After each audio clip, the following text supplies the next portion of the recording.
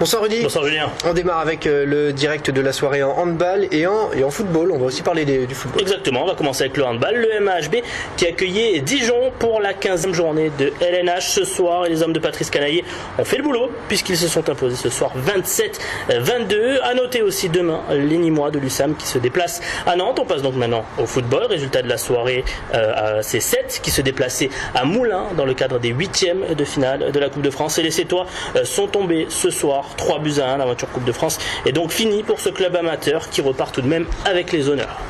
On passe à l'info du jour avec Bernard Laporte qui a appris aujourd'hui la durée de sa peine et c'est pas triste. Non, l'entraîneur du RCT est donc privé de banc pour les 13 prochaines semaines, soit jusqu'au 13 mai prochain. Du coup, on ne le verra plus sur le bord du terrain jusqu'aux demi-finales de top 14. Il faut-il que son équipe s'y qualifie. C'est sûr, une longue punition qui fait suite à ses propos tenus envers l'arbitre lors du match à Grenoble le 4 janvier dernier. Il avait traité Monsieur Cardona de pipe. Ce n'était pas la première fois que le coach toulonnais s'en prenait aux arbitres, ce qui explique la sévérité de la sanction. Le club de Thonon a annoncé dans la foulée qu'il faisait appel de cette suspension. Oui, donc peut-être que cette peine va être allégée, espérons-le pour tout le monde. Ou alourdie, c'est ça qui serait plus inquiétant.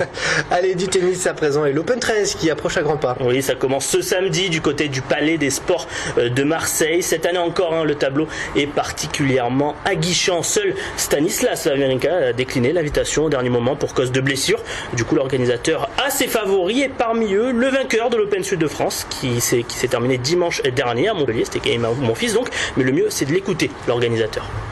Tsonga a gagné plusieurs fois, c'est un joueur que j'apprécie. Mon Gasquet a jamais vraiment brillé. Je pense que mon fils devrait être en osmose avec le public parce que c'est un showman et Marseille est un public qui bouge, connaisseur à la fois et qui bouge. Mais le favori en jeu, je pense que c'est Berdych. Après, si mon fils venait à faire un exploit, voilà, ce serait une bonne chose. Alors là, je vais demander à nos amis en régie d'appuyer sur le bouton REC pour enregistrer. D'accord. Et je vais vous demander un pronostic qu'on va ressortir à la fin du tournoi. Qui va gagner l'Open 13 Rudy? Alors, je ne suis pas expert en tennis, mais je rejoins Jean-François Cojol, Gaël Monfils, qui a été quand même très bon la semaine dernière lors de l'Open Sud de France. Je pense qu'il a une carte à jouer, mais c'est vrai que Berdych quand même est au-dessus en ce moment. Donc, allez, on va dire Berdych pour le terrain, le court, et Gaël Monfils pour ce qui est plus la France, vive la France, voilà, pour le cœur. En plus, c'est un mec super sympa, Gaël, donc voilà. Bon, c'est enregistré, on le ressortira du placard. Gardez-le bien. Au moment et vous, voulu. attendez, vous alors? Moi, je vais vous dire Richard Gasquet. Parce que je sais que vous jouez beaucoup au tennis. Allez, on part du côté de Sochi à présent. C'est pas facile à dire. Sochi, pour voir ce qui s'est passé. Ouais, pas de médaille française aujourd'hui. Il y a bien eu Sophie Rodriguez en halfpipe qui, sur les qualifs, a montré de très belles choses, mais plus rien lors de la finale. En fin de compte, la vraie exception du jour, c'est l'échec de Jason Lamy-Chapuis, le médaillé d'or à Vancouver du combiné nordique, n'a fini que 35e aujourd'hui. Ça fait light pour l'un des favoris, mais il paraît que c'est à cause de ses skis, on va le croire. En tout cas, du côté de ses proches, on est inquiet, mais on préfère regarder vers l'épreuve de tremplin qui se disputera dans 3 jours. On verra. Jason, c'est quand même, on va dire, une légende du ski, donc peut-être qu'il se garde pour le grand tremplin, pour la deuxième épreuve. Je sais pas, il peut tout se passer sur une course. Le grand tremplin, il est pas champion olympique sur le grand tremplin, donc pourquoi pas aller chercher celle du grand tremplin. Le petit, il l'avait à Vancouver. Là, ça n'a pas marché, mais visiblement, il a craqué. Est-ce que c'est le physique? Est-ce que c'est la glisse? Est-ce que c'est la tête? Est-ce que c'est... J'espère que c'est rien de grave. Je demande des réponses et j'aimerais bien être rassuré assez vite. Et oui, la tête, un mal français.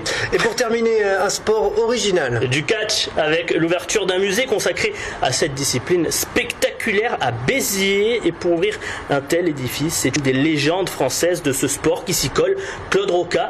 Ahmed Rahmani est d'ailleurs parti à sa rencontre ce matin. L'ancien champion lui a d'ailleurs dévoilé sa vision du catch.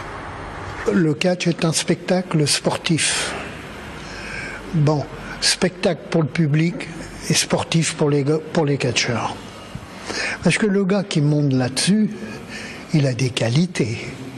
Il peut faire de la gym, il peut faire de la lutte. Enfin, c'est une bêtise que je dis, parce que le catch, c'est la lutte, c'est une lutte professionnelle. Merci Rudy. Je vous en prie Julien.